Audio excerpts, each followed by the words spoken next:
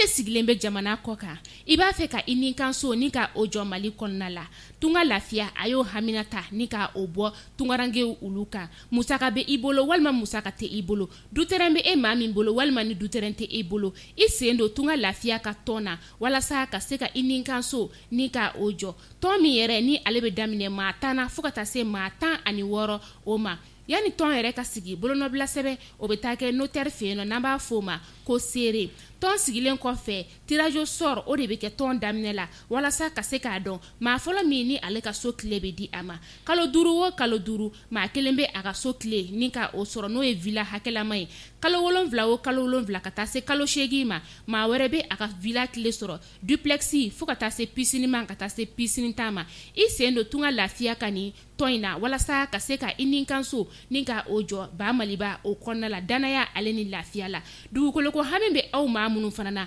tunga lafiya a nana o fana ta ni ka bɔ aw kan maliyɛnden minnu sigilen bɛ jamana kɔ kan e maa min mago bɛ kunnafoni wɛrɛ la sa u ka nɛgɛjuru sira o banba ni o ye 00 336 41 94 03 80 00 336 77 83 04 14 email contact@tungalafia.com TikTok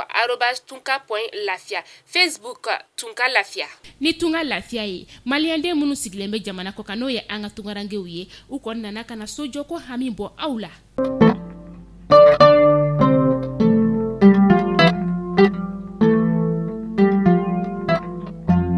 bi marsi kalo tile 21 san 2022 aw minnu b'an filɛ sanga n'a ka wagati an ka bɔlɔlɔ kana la Mali kɔnɔ yan ka taa se Mali kɔ kana ma an bɛ aw bɛɛ lajɛlen fo aw ka wagati o cogoya la aw bɛ sigi ka kunnafoni min ma kɔnɔ tɛnɛ fo ka taga se juma ma nin y'o wato seli a y'o bisimila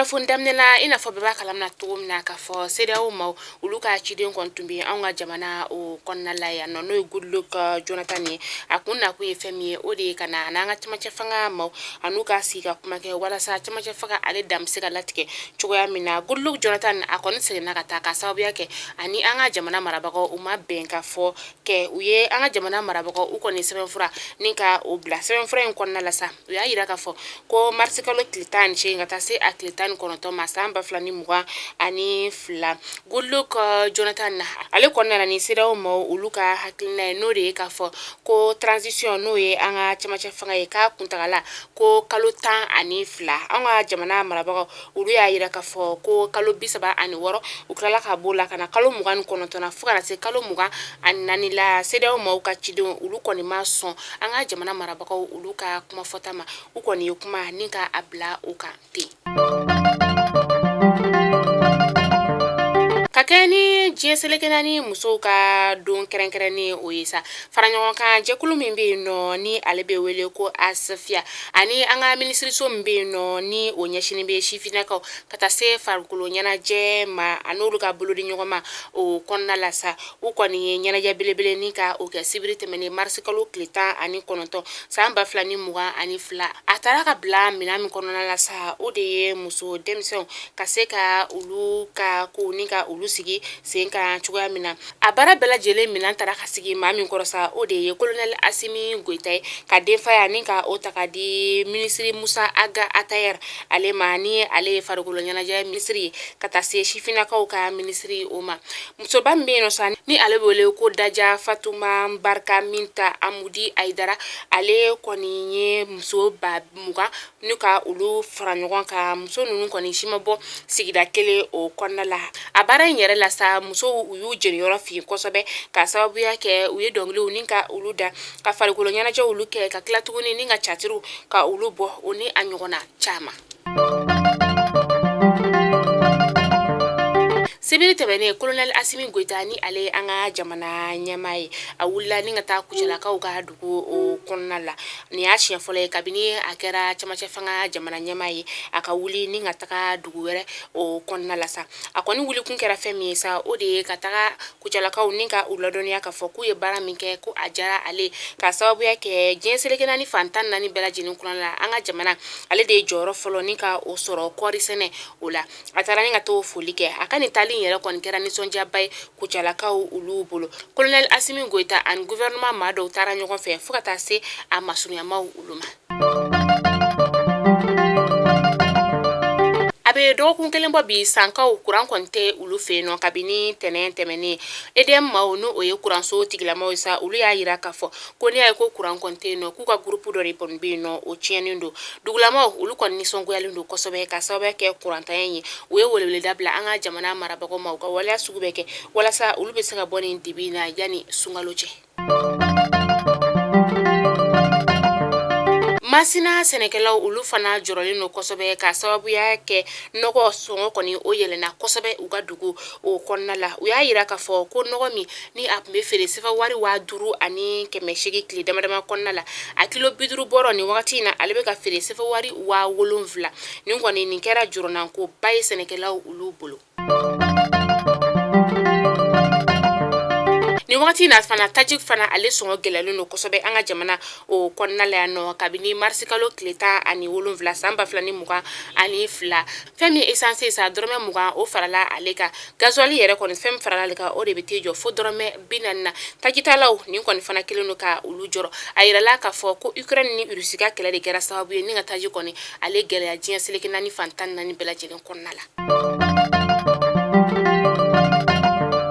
Bolimafɛn min ni a bɛ maaw ta ka taga n'u ye u ka dugutagaw olu la sa bolimafɛn yɛrɛ kɔni tun bɛ ka bɔ Gawo ni ka i kunda an ka faba o kɔnɔna la a natɔla kɔni a yɛrɛna mugujugu o de kan ni mugujugu in kɔni pɛrɛnna ni u ye sibiri tɛmɛnen na a kɛra sababu ye ni ka maa caman ka olu bɔnɛ olu na ka maa dɔw fana ni ka olu joge ni kunnafoniya in kɔni dira bolimafɛn boliyɔrɔ o ɲɛmayaso maaw olu fɛ o wagati kelen fana na maa 20 bɔɲɔgɔnko olu fana kɔni jasora maa marafɛntigi lakodɔnbali dɔw fɛ a kɛra dugu min na sa o de ye Berimbe sa ale bɛ banka o lamini na.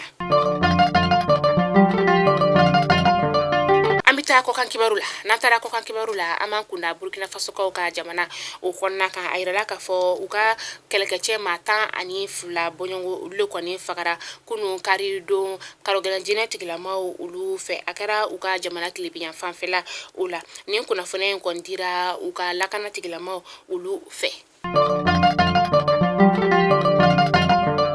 Ukrainekaw olu fɛ nɔ Rusilakaw kɔni ye mugujugu ni ka o fili u dagayɔrɔ o ka kɛra sababu ye ka u ka kɛlɛkɛcɛ maa 50 ni ka olu faga a kɛra yɔrɔ min na sa o de y'u dagayɔrɔ ye u kelen ka mugujugu ni ka u fili ka sa a yirala k'a fɔ ko maa 40 bɔɲɔgɔnko olu kɔni tun bɛ sunɔgɔ la u dagayɔrɔ ye o kɔnɔna la maa 50 kɔni de su o sera ka ye nin wagati in na nka maa dɔw ka fɔlɔsa min ne ale kɔni ni bɔra la ale y'a yira k'a fɔ ko maa 100 bɔɲɔgɔnko ko olu de sara a kɛra dugu min na sa o de ye Miko live ye. Mali kunnafoni jabarani na jabaw jana an ka bi kunnafoni an ka o datugu sa kunnafoni telima o be an bolokɔrɔ bi ni ka da aw tulo kan maliyɛnden bɛɛ lajɛlen dusukun kamikamilen do bi ka sababuya kɛ an ka minisiri ɲɛmakɔrɔ ni o ye Sumelu Bobe Mayiga ye an dabama ka wele sera ale ma bi sɔgɔmada in na clinique Pasteur o kɔnɔna la an bɛ dugawu de kɛ ala ka badabada dali ala k'o nɔgɔya ye ala ka an yɛrɛ ɲa ni k'an ta doni makɔnɔ. Mali kunnafoni jabarani na jabaw kunnafoni damanan tun bi an bolokɔrɔ bi ni ka da aw kelenkelenna bɛɛ lajɛlen tulo kan o de tun ye ni n'ala man ka jɔnya jɔna an bɛ ɲɔgɔn sɔrɔ sini inshallah kunnafoni kuraw olu kɛnɛ kan ka ladɔnniya hali bi k'a fɔ an ka flash n'o ye an ka kunnafoni ale jukɔrɔma dɔnnen don tun ka lafiya o de fɛ tun ka lafiya a nalen don tungarankew bɛɛ lajɛlen lafiyali de kama ka se ka i sagɔnaso ni ani ninkanso ni ka o jɔ i fa jamana o kɔnɔna la n'o ye ba Maliba ye i jigida tun ka lafiya kan o tɛ bɔ aw jigi kɔrɔ u bɛ aw ninkanso ni ka o jɔ ka di aw ma sɔngɔ damatɛmɛja o la a y'aw tɔgɔ sɛbɛn tun ka lafiya ale ka tɔntini o fana na walasa aw ka se k'aw ka so jɔ dɔɔni fana ka tila k'aw ladɔnniya fana tuguni k'a fɔ tun ka lafiya terrain ko hami bɛ e maa min fana na tun ka lafiya y'o fana ta ne ka bɔ aw kan n'aw mago bɛ kunnafoni wɛrɛ la u ka publicité o bɛ passer an ka flash ale daminɛ kɔrɔ a b'u ka numéro de téléphone ta ka u wele aw k'an bɛn tiɲɛ waati wɛrɛ